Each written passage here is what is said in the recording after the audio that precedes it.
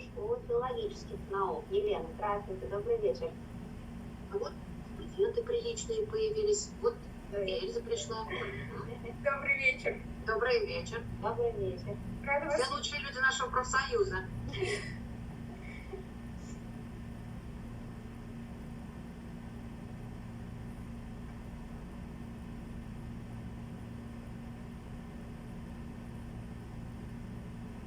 Сердечко от Эльзы.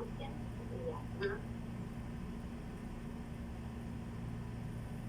Ну что, начнем?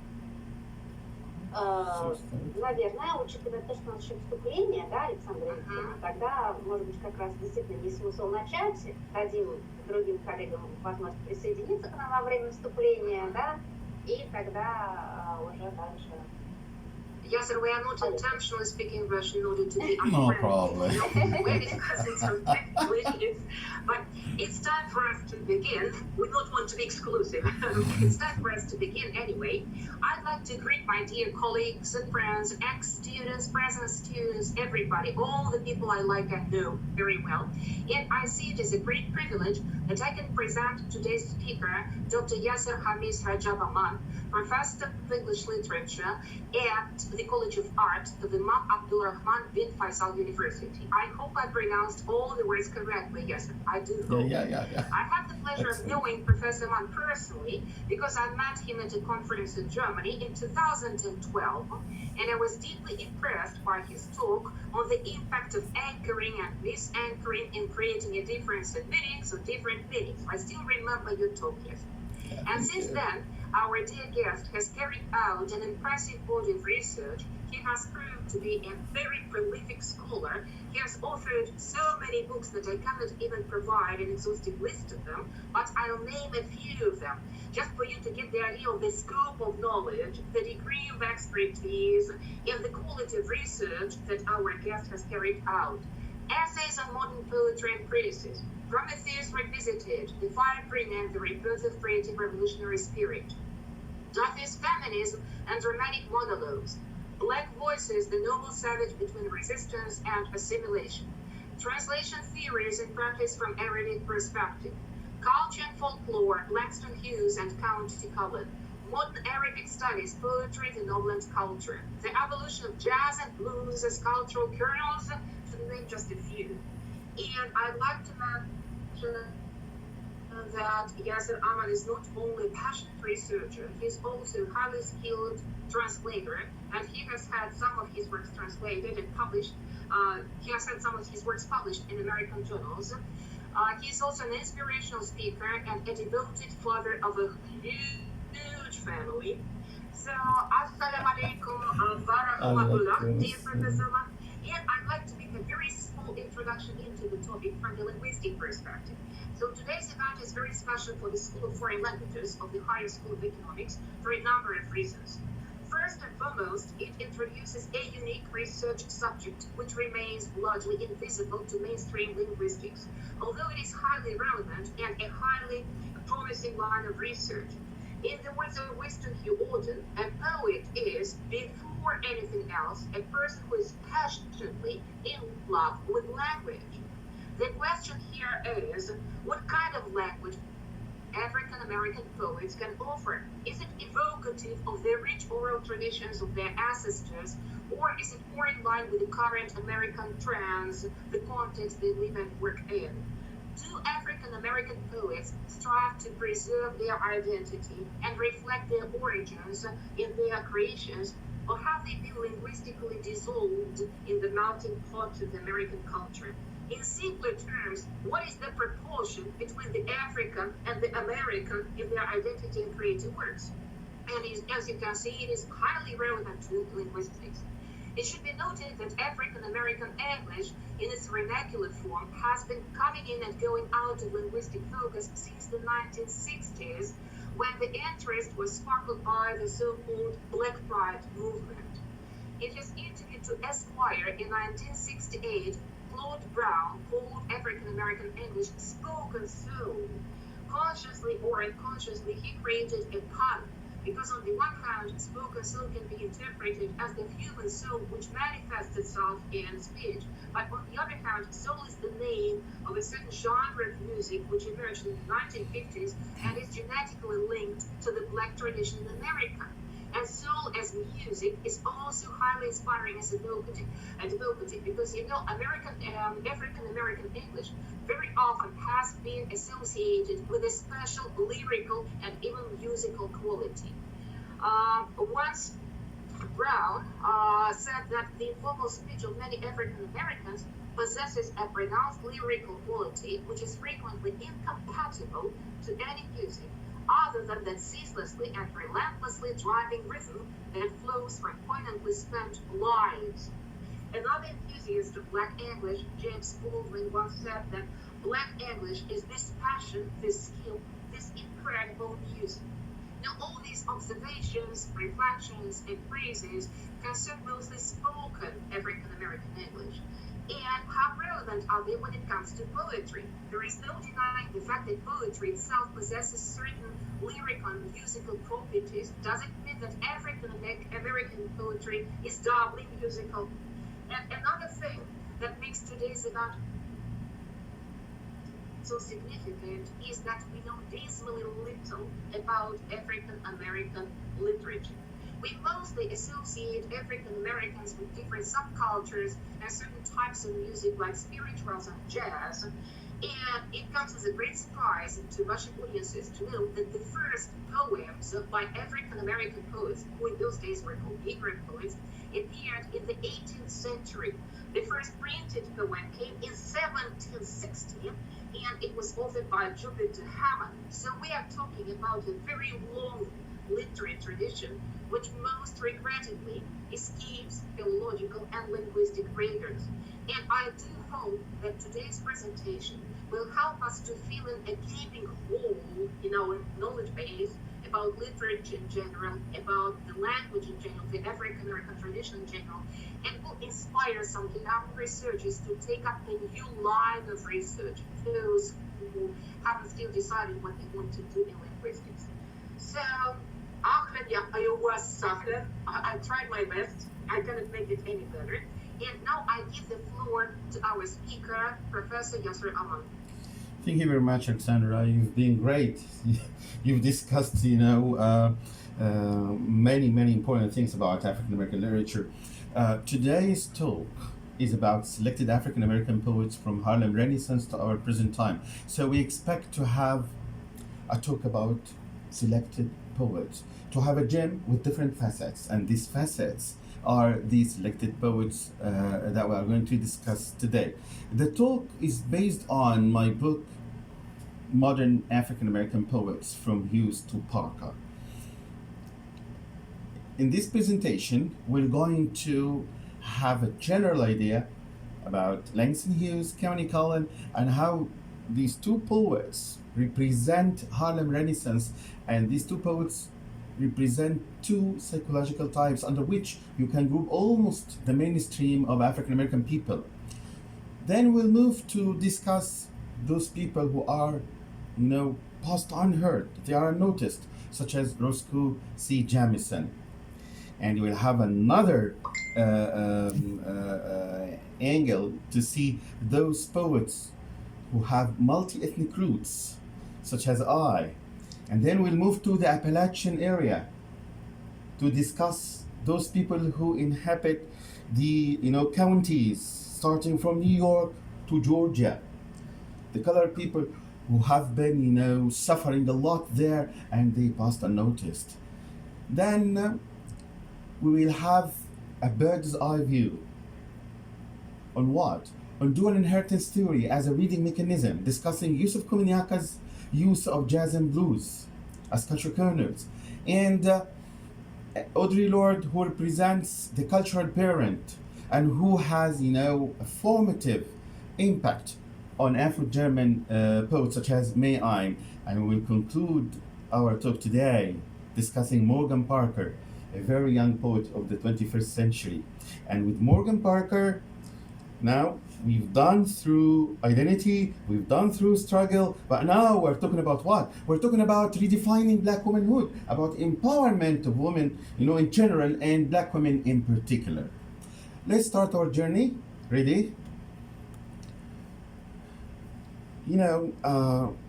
Alexandra said that the first appearance of African American people through their writings may be in the 18th century or the 17th century, but you may be surprised to note that African presence were there, in Europe, in time immemorial.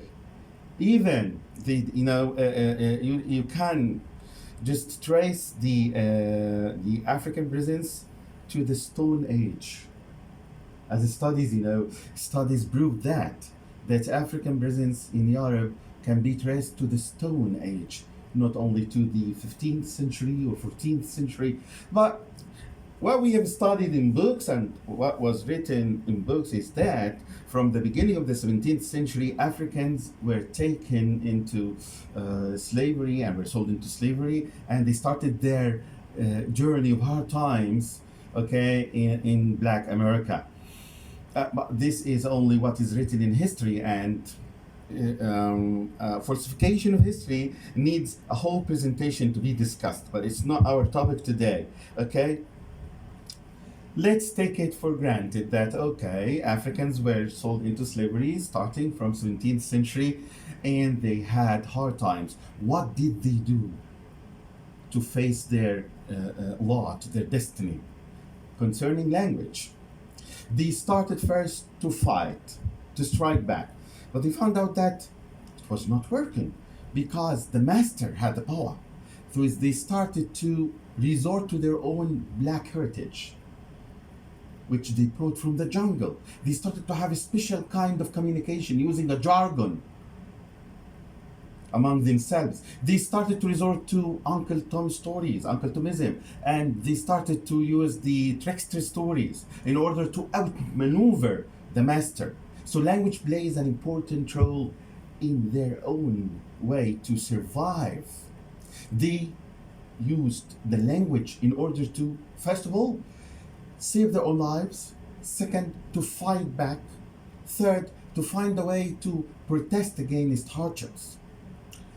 Here, when we come to our two representatives from the Harlem Renaissance, which started from 1918 and ended in 1933, I chose Langston Hughes and County Cullen. Why? Because Langston Hughes represents self-acceptance. And his philosophy of self-acceptance is based on Booker T. Washington's book, Up From Slavery. In this book, Washington tried to urge African Americans to accept their situations and to just improve themselves and to prove for white people that they deserve to be treated as equals. County Cullen took the other way. I'm sorry to interrupt you. Yes, the sound is not very good. Could you speak a little bit louder? Yeah, okay. We have a hearing issue. I'm sorry to interrupt. No problem. Is it okay now? I think it is better now, isn't it? Could you say something yes, to make sure? Yes. Yeah, I think it's better, isn't it? Sorry. Okay. Now is okay? Yeah.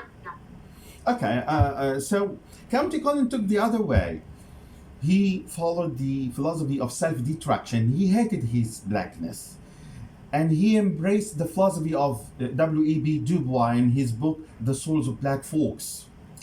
Du Bois urged African Americans to strike and to struggle to gain their own equality, to gain freedom. But unfortunately, County Cullen embraced the philosophy of struggle, and he struggled against himself.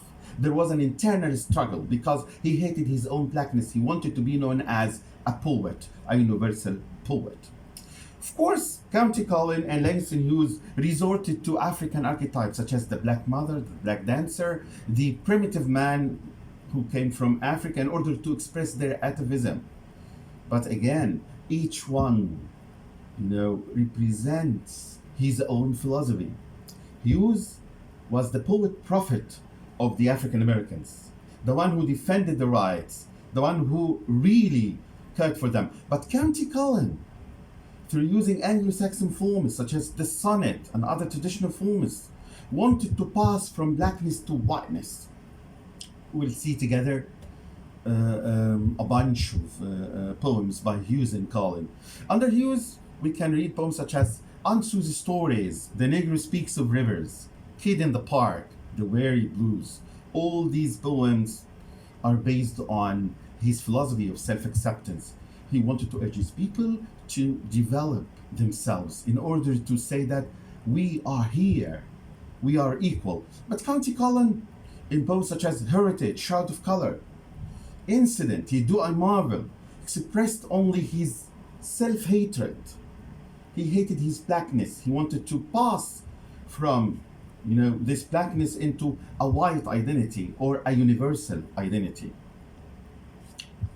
So when we come to race relations and how these race relations are expressed through language and through the poetic forms such as the ballad, the sonnet, and the blues, we'll find that both poets used the ballad, but in different purposes.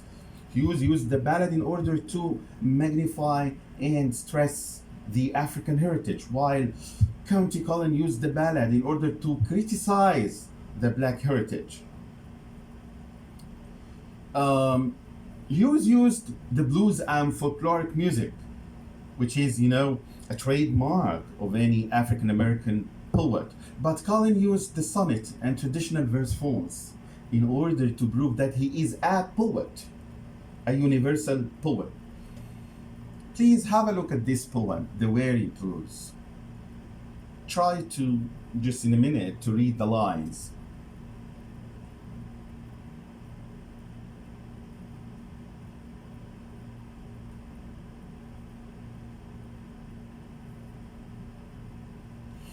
Here we see that identity dilemma is intricately attached to the very soul of the speaker, and through language, he did a lazy way. Through this anaphora, you can get to know that his dilemma is expressed and is resolved only when he resorted to syncopation, which is the rhythm in the blues. This is his own way out. When we move with this poem,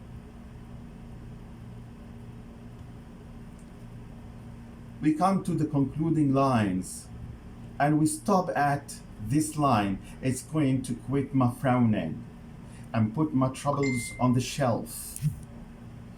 He will put his troubles on the shelf after resorting to the blues, after getting a way out through this linguistic form and this, music form.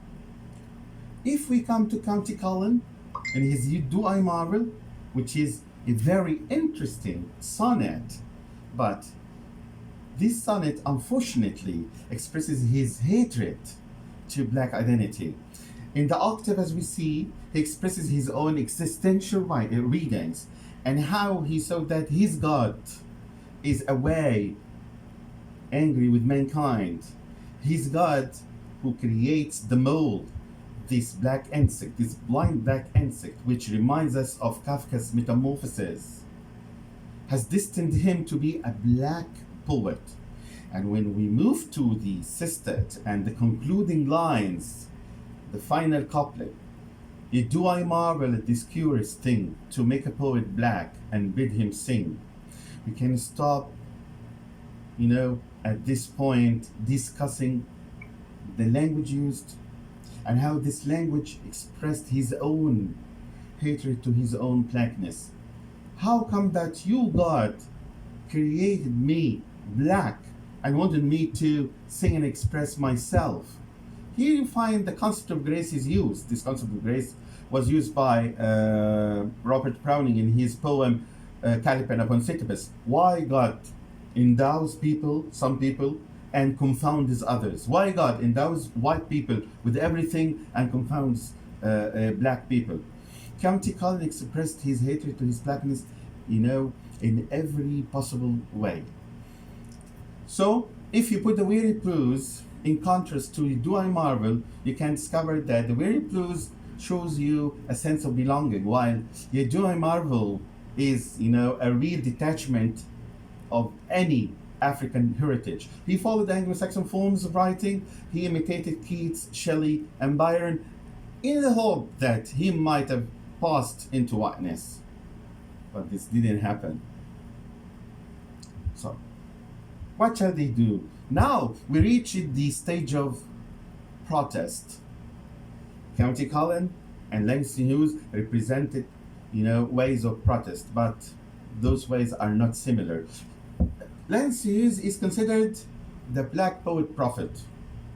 Why? Because he defended the rights of black people through using the Hughes, jazz, and other, African forms. While County Cullen, hates his own people.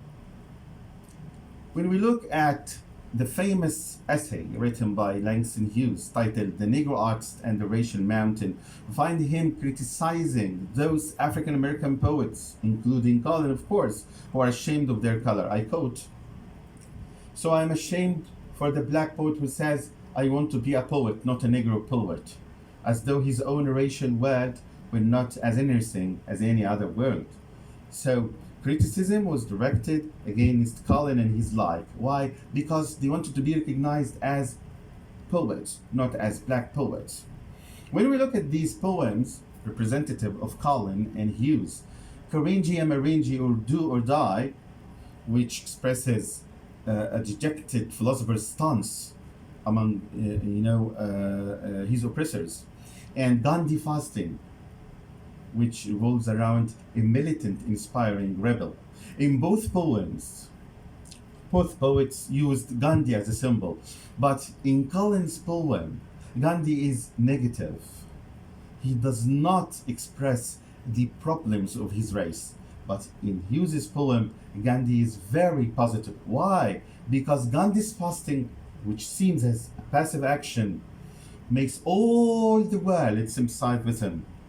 And even Langston Hughes in Goodbye Christ, he rethinks, to leave all beliefs in religion and to side with communism. He even wrote, a ballad, a poem titled A Ballad for Lenin, and another poem titled A Ballad for Roosevelt, and compared between capitalism and communism, because at the time he sided with communism and he abjured all kinds and all forms of religion, especially Christianity, because he didn't find what he wanted in Christianity. There is no justice, there is no equality. But in Black Christ, you'll find that County Cullen tries to reshape the world through faith. But again, the internal struggle appears. He has some kind of, a conflicting point inside him. Though he started as a believer in Christianity, he ended doubting this Christianity. When we come to the two poems, Do or Die and Gandhi Fasting, of course, I'm not, for the sake of time, I'm not going to read the lines, but you may have a look at the lines here and you will discover how County Cullen portrayed a passive Gandhi, while Langston Hughes had such kind of, positive attitude towards his own prophet. Then, when you proceed reading the rest of the poem, Do or Die and Gandhi Fasting, you will discover that through Cullen's poetry, still the same problem appears. That is, he wants to use Anglo-Saxon forms and he abjures all kinds and all types of black idiom, and it is the vice versa with Langston Hughes. Here we conclude with a poem from the dream poems of Langston Hughes, Harlem. And let me just explain why this poem is important on the level of language, and even historically it's very important. This poem addresses everyone, everywhere. And this poem crystallizes the problem that is ever standing and will be ever standing. What happens, let me quote, what happens to a dream deferred? Does it dry up like a raisin in the sun? Or fester like a sore and then run? Does it stink like rotten meat? Or crust and sugar over like a syrupy sweet? Maybe it just sags like a heavy load. Or does it explode? The dream deferred will be deferred eternally. And this dream, may be like a sore, maybe like something that will explode. And this dream which is deferred, okay, is the core of the problem of African Americans. They sacrificed a lot, as we will see together, but they got nothing. Now I finished talking about Harlem Renaissance and the two representative poets, and I move to talk about a representative poet of those people and those poets who go unheard, Roscoe C. Jamison. Thanks to his friend William F. Neal, we got to know that this poet wrote a very important volume, Negro Soldiers and Other Poems. Themes in this volume revolve around religion, despair, hope, and patriotism, and you'll find contradictory feelings in this poem. Sometimes he expresses hope, and other times he expresses utter despair. Let's have a look at his master poem, Negro Soldiers. If you look at this poem, you'll find that he likens the soldiers' sacrifice, the black soldiers' sacrifice in the First World War, to Christ's crucifixion. But alas, unfortunately, black people got nothing after sacrificing their lives in the First World War. After the First World War, we have the Great Depression, and those people went jobless, and even they were dehumanized. So their reward was to be dehumanized, to lose their jobs. They got nothing really. Then quickly we move to Florence Anthony, aka I. Florence Anthony, an African American father and a multi-ethnic, mother. I's poetry revolves around discussing fracture, violence, and sexual hunger in the American society. She used the dramatic monologue as a way of expressing herself. So not only jazz and blues and those forms that are taken from the African heritage are used by African American poets, but other Anglo-Saxon forms such as dramatic monologues are used. And she developed the dramatic monologue in her way of debunking, of uncovering the problems of the American society, such as fracture, violence, and sexual hunger in this society. She questioned civil identities and cultural boundaries. In the examples we're going to see here, we'll find how this society is going to be, dissipated. One example is the poem A Portion. Let me quote, "Coming home, I find you still in bed, but when I pull back the blanket, I see your stomach is flat as an iron. You've done it, as you wanted me you would, and left the fetus wrapped in wax paper for me to look at, my son." Of course, the speaking I here is not the poet, as we are accustomed to in dramatic monologues, of course. The speaking I is the male partner. He came to see this kind of abominable crime committed against the fetus, his son. Another example that expresses violence is the poem Recapture. In this poem, we find that violence is an everyday routine. Every day, the partner beats his female partner, and that's okay. It is taken for granted. So it is accepted in the American society to get beaten by your partner. And the female doesn't find him. You never do, as I got here. Going back, you stumble against me, and I grab your wrist, pulling you down. Come on, picture my life while it is still easy. Sexual hunger, the last example of I's poetry here. As you see, that sexual hunger here is not for enjoyment. They do not practice sex for enjoyment, but as a way out of their depression. And in our representative poem, Tired Old Whore, you see that the whore, which takes it as a profession, is tired of practicing sex because of old age or problems she has, and so on. We reach another stage in our journey with Nikki Feeney. Nikki Feeney represents African Americans and Afro-Asian poets. She represents those people who reside in the Appalachian region. Those colored people who are, unnoticed, who are mistreated. She wants to just give us, a lesson. She wants to make the beautifully said thing intersect with the difficult to say through her sharpened pencil, thus reshaping the present and giving us a look at the future. Through her two poems, Red Velvet and Left, we're going to discuss different political problems. Red Velvet revolves around the story of Rosa Parks and the civil rights. There in the 1955, Rosa Parks, a colored woman, refused to give up her seat for a white man, and she was threatened of being in jail. But she said, okay, I don't care. I'll be jailed, but I never give up my seat. Then after that, there was a kind of meeting called for in order to find a solution for African American people who are mistreated.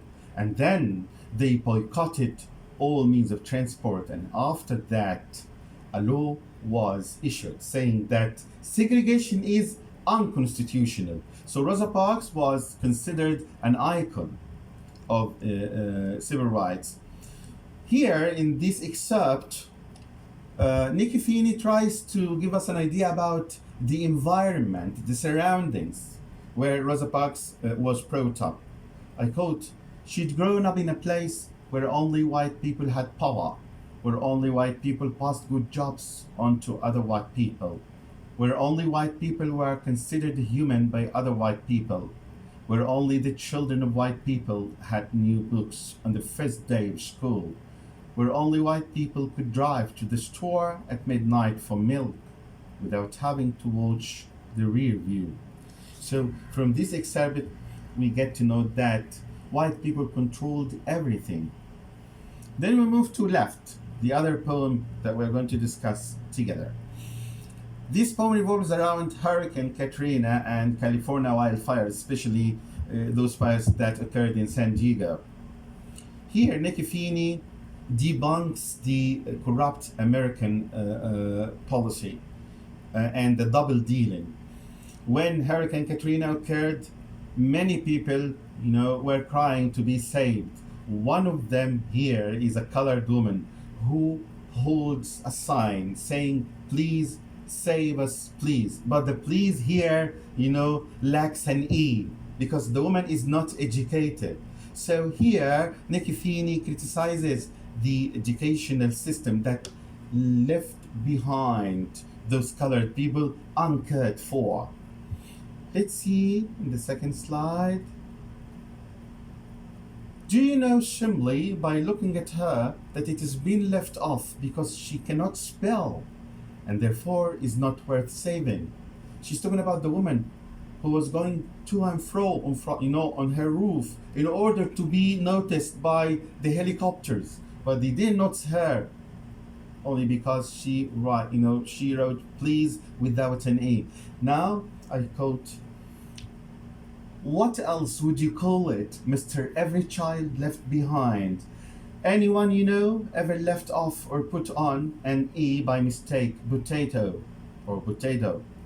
Here Nikki Feeney focuses on two problems. First of all, the educational policy of George W. Bush that was signed in 2002, that he said that no child will be left behind. Every child in America will be educated. And she criticized the Vice President, Dan Keel, who committed this mistake, writing potato as you see here. She wanted to say that if white people commit this mistake, it's okay and they'll be saved, but colored people will be left, to die. Now I come to the most difficult part of this presentation, talking about dual inheritance theory. Look, dual inheritance theory needs at least two presentations to be understood, but let me just make things, simple. When we talk about dual inheritance theory, we talk about how cultural genes and biological genes hold mutual effect. I mean that the environment can, influence the biological genes. How? Let me give you an example. Environmental practices affect the psychological predispositions that are stored in our cognitive structure, found in our brains. So it can store different psychological predispositions such as reactions against racism. And these predispositions are transmitted to our children. Another example to make it simple: environmental or cultural genes can affect biological genes so much that it can end biological genes altogether. How? In some parts in Guinea, there is a tradition of eating the brain of the dead. And eating the brain of the dead, eating the brain of the dead, caused a lot of deaths because there was some kind of worm in the brain. When someone dies, okay, the brain, receives worms. So, following this tradition, this environmental tradition, makes the whole tribe perish. So, cultural practice ends biological genes. You cannot trace, the genetic characteristics of those, people who were once living on this land, because they all, they are all dead now. How? The cultural gene affected the biological gene. Let us give another example, a positive one. Okay, in some parts where women work on raising cattle and milking cows, okay, those women were found to be excellent in lactating the newborns than any other women. You got it now? So the cultural practice of milking cows are stored in the cognitive structures in the brain and transmitted from generation to generation. So those women in particular are excellent in lactating newborns, in feeding newborns. Look, so this is how cultural gene can affect biological gene.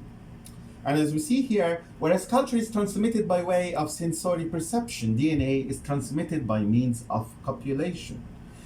And as I told you about the psychological predisposition, which is very important, if you are angry, sometimes we say that, okay, he's angry because he's like his father. His father used to be angry.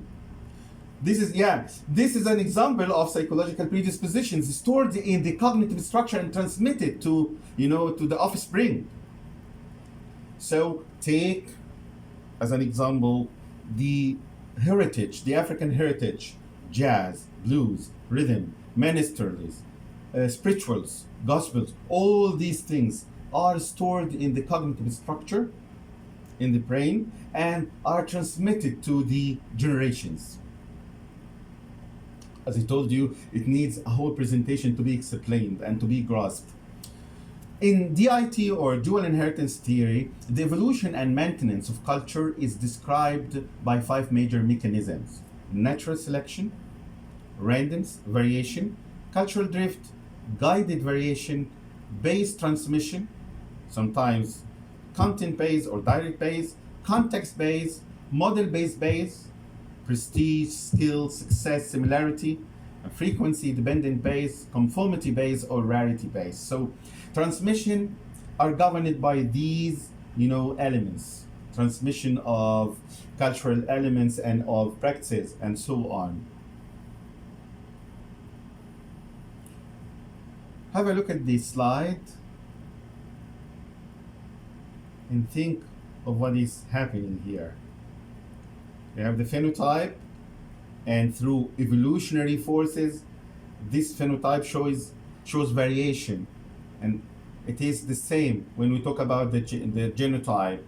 So distribution of genotypes should be the same as phenotypes. This is according to the biological genes.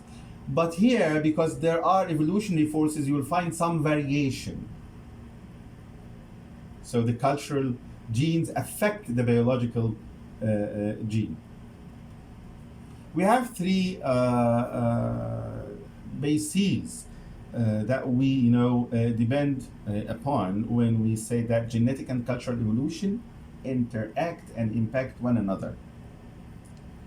We talked about these species before while I'm explaining how the psychological predisposition, you know, are stored in the cognitive structure, and through this cognitive structure, okay, everything can be transmitted.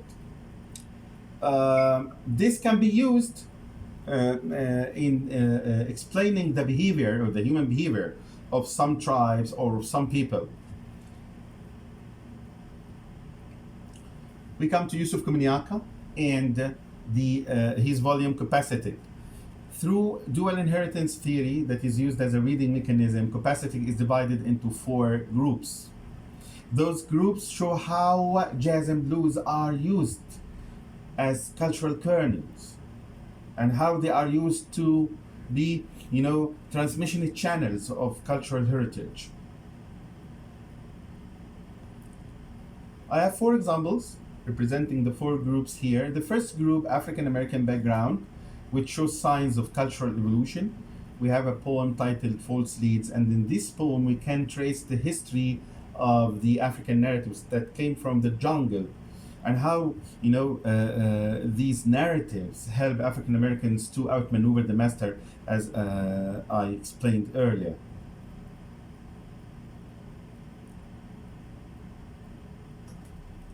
The second group, blues as part of poems titles, shows horizontal transmission, how cultural values can be transmitted from a person to another in the same generation. This is a long poem that ends in these lines. I quote, "Our story is a rifle butt across our heads, arpeggio bowed glass." You see in these few lines how the history of slavery and mistreatment is, you know, recapitulated, is summarized here. The story is a story of what? The story of dehumanization, a story of ill treatment. The third group, jazz and blues figures mentioned in the poems, shows frequency-based bias. And here we find in the poems big names or historical figures of important representatives of jazz and blues, like Lester Young and Big Mama Thornton. And in the other poem, Epilogue to the Opera of Death on Arrival, we have Lead Billy.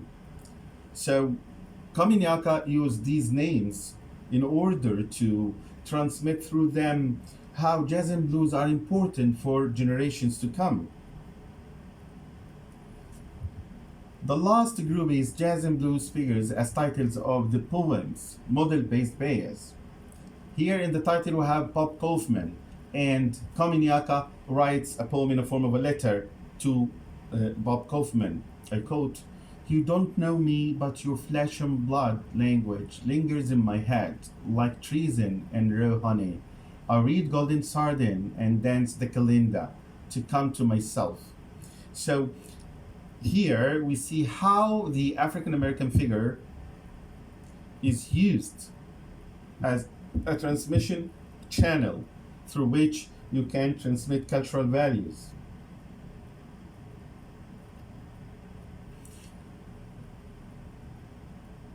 Here we see Audre Lorde, an African American poet, as a cultural parent that affects Afro-German writers such as May I Am and her fellows were affected by the poetry of Audre Lorde, and through the help of Audre Lorde, many foundations were established, such as ISD and other foundations. She even helped them in conceiving the term Afro-Germans, and in this poem we saw Audre Lorde's influence on May I. The first 3 lines, may explain it. 1984, Black German women, together with Audre Lorde, conceived the term Afro-German. Here we see Audre Lorde playing the role of a cultural parent through who cultural values are transmitted. And the most important value here is to have an identity. So she helped them having the identity of Afro-German. We may trace the influence of Audre Lorde on May I by comparing 2 poems by the 2 poets, Lorde's A Litany for Survival and Iam's The Time Thereafter.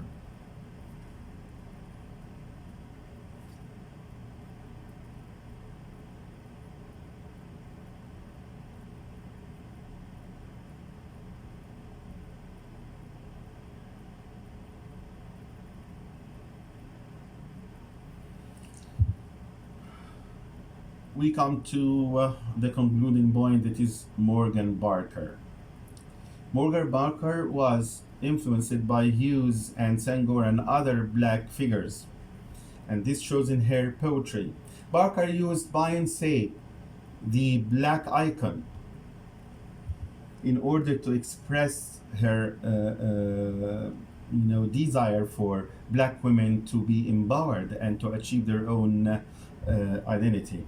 We see here three intersecting cycles that represent Beyoncé from different perspectives. Beyoncé is represented from the perspective of the reader or the audience. Beyoncé is represented as a singer, and she's represented from Barker's own point of view, and the three cycles are intersecting, so we cannot detach one from the other.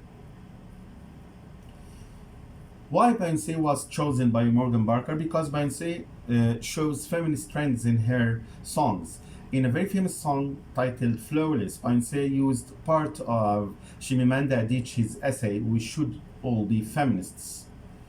Chimamanda Adichie is a very famous Nigerian novelist who wrote Berber Hibiscus, Half of a Sun, and Americana. In this essay, Adichie stressed the point that black women in particular should strive and should fight for their own identity. Of course, we don't have time to play the song, but in this song, Beyoncé expressed her desire to fight for the rights of black women, and that's why she was chosen to be the main topic of the volume of Morgan Barker. In this slide, you see that different women, not only black women, and with different identities, religious identities or whatever, and they are united under one slogan: "We all can do it." And here, Morgan Barker wanted to change this stereotypical image of the black woman that made her a kind of half-bred being, as Aristotle said, of women in particular, and she changed this into a Mona Lisa, the image of a Mona Lisa, the image of someone who fights for her her dream. And she based her idea and her image on Martin Luther King Jr.'s "I Have a Dream" and on Obama's motto, "Yes, we can." As I told you, that she was influenced by Hughes, and this influence showed in her poetry. 4 poems are going to be quickly discussed. The first one is "Please Wait, or There Are More Beautiful Things Than Beyoncé." In this poem, Morgan Barker wanted to stress the fact that Beyoncé is the black icon. Yes, it's a superstar, and all black women love Beyoncé, but she didn't want them to stop at this stage, but she wanted them to go forward, to empower themselves and to develop themselves. In Beyoncé, on the line for Gaga, we have 2 opposing identities, the black one and the white one, and black womanhood. Black womanhood, though is partly realized by the success of such a celebrity as Beyoncé, who was temporarily unwillingly replaced by Lady Gaga, needs an ongoing redefinition by every single black woman by virtue of other things such as education, self-empowerment, and social mobility. So it's not enough to have a black icon or a superstar. No, every black woman should have education and should have such kind of self-empowerment and social mobility in order to achieve, black womanhood.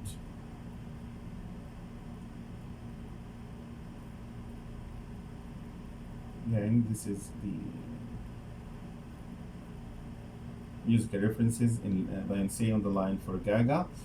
White Beyoncé. In this poem, Barker portrays a negative image of white Beyoncé, because there was a sculpture made of Beyoncé, and she was, she passed for white in this sculpture, and severe criticism was directed against this kind of work, because it doesn't represent black womanhood.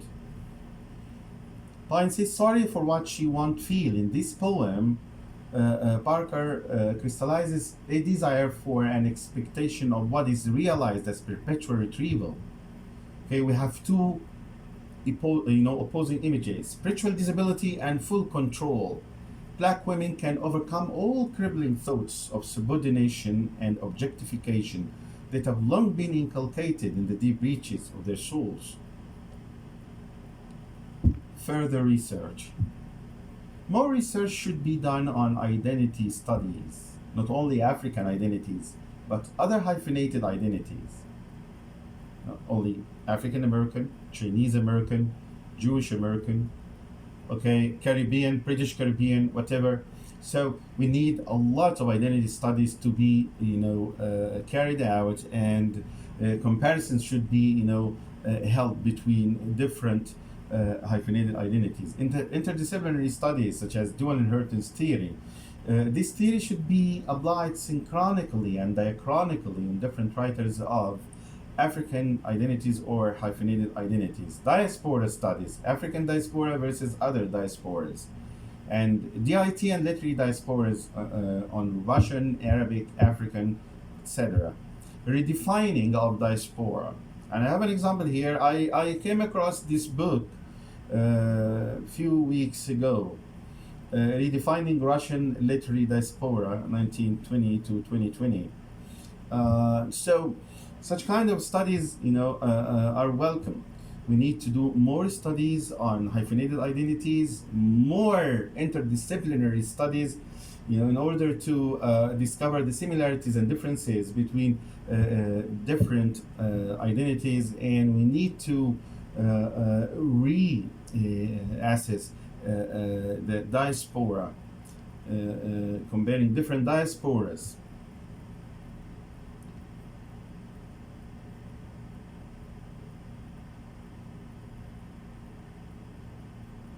Thank you very much.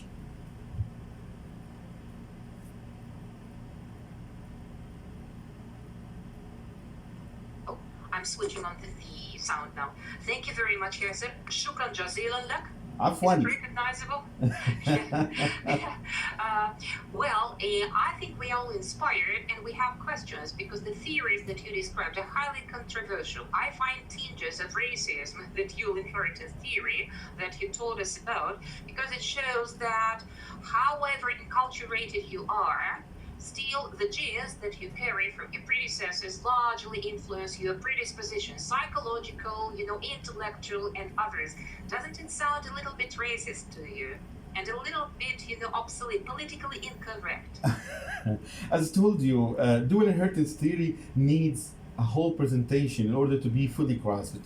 Okay, why? The question will be, why did I use this theory in order to read African American poets or literature? In order to prove one thing, that those people have a right to claim full-fledged equality. How? Because by the passage of time and from generation to generation, the environment, the American environment affected them. And they have, this in their own biological genes. So they are, biologically speaking, they are Americans. So we need to just cross out this part before the hyphen, the African. We need to say that they are all Americans. And we cannot prove this, otherwise we use theories such as dual inheritance theory. So the sole purpose of using this theory is to say that by the passage of time, any people, so get someone from America, from a white person from America, and just raise him in the jungles and let him, copulate and have children. After 100 years, those children will be 100% African. Why? Because the cultural genes affected the biological genes. So they have a right to claim full citizenship and full equality. So this is the sole purpose. I'm not racist, okay? You can't. You just have absolutely the right to be racist. Yeah. Well, perhaps I need to do a little bit more reading into the dual inheritance theory, indeed. But again, it shows that even if you emigrate to another country and if you raise several generations of people in that country, you still are rooted in your own traditions, your inheritance, your heritage, even your genes, right? That's why we can say that African American poets represent not only the current American context, but also the old traditions that you called coming from that you named coming from the Iron Age. There are still traces in the genetic makeup, so to say. Yes. They're predisposed to creating a certain type of poetry, music, and other things, right?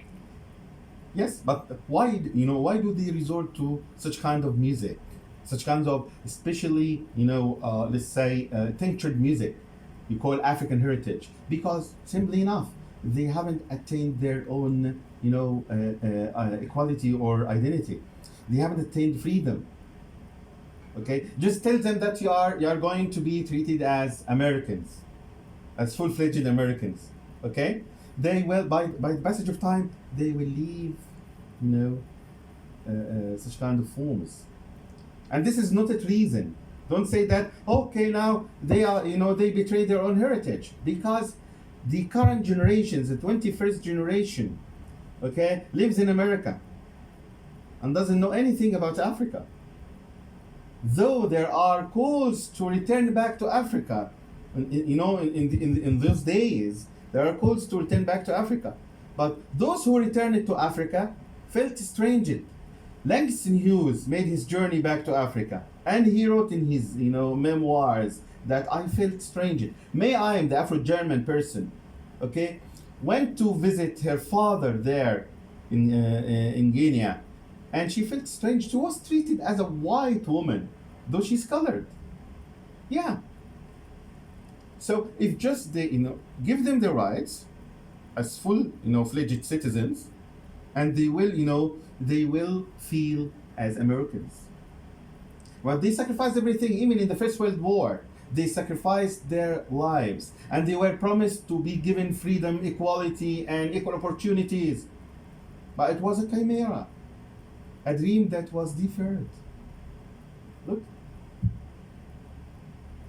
I know that a lot of African Americans have issues negotiating their double identities, and sometimes they manipulate their double identities to their own advantage. In certain situations, they tend to position themselves as Africans. In others, it is more beneficial for them to become Americans. Have you ever encountered this conflict of identities within the production, so to say, of a particular poet? They try to make the savoir vivre, how to live. They try to find a way to live, a way to survive in this world. I was doing my PhD in 2003, and I was contacting African American people in America at that time, asking about racism. And I asked one question: do you still suffer from racism? They say yes. And they send me some, comics and some cartoons about buses with 2 doors, only for whites, and this one for blacks. This was, in 2003. Look, so even in the 20th century and in the 21st century, at the beginning of the 21st century, we still suffer from this, from racism. So they try to just find a way to live. If it's okay to say that they are African, they will say they are African. If it's okay to say that they are American, they will say they are American. Why? Because they are not fully recognized.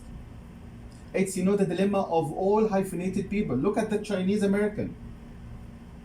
And we need to discuss Chinese American, in another, presentation. They feel, homeless in America, and they feel second rate in America.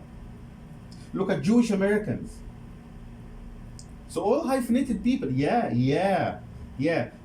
All hyphenated people suffer from the same, but with degrees, by degrees. African Americans, they are the first. They are in the front to suffer. Okay, so the problem is there, and the dream is deferred, and I see that it will be deferred forever. I remember the term cultural chameleons, which was used in reference to African Americans. Cultural chameleons, they choose color depending on the context in which they're communicating at this particular moment. And I don't remember who the term belongs to, but I think it is highly fruitful in different kinds of research, showing how people try to mimic the environment and to adapt to different communicative contexts. Well, I'm sorry for usurping the floor. Maybe somebody else has questions. Okay. I'm sorry for talking too much. Welcome. Ian, do you have any questions? I'm actually typing, telling that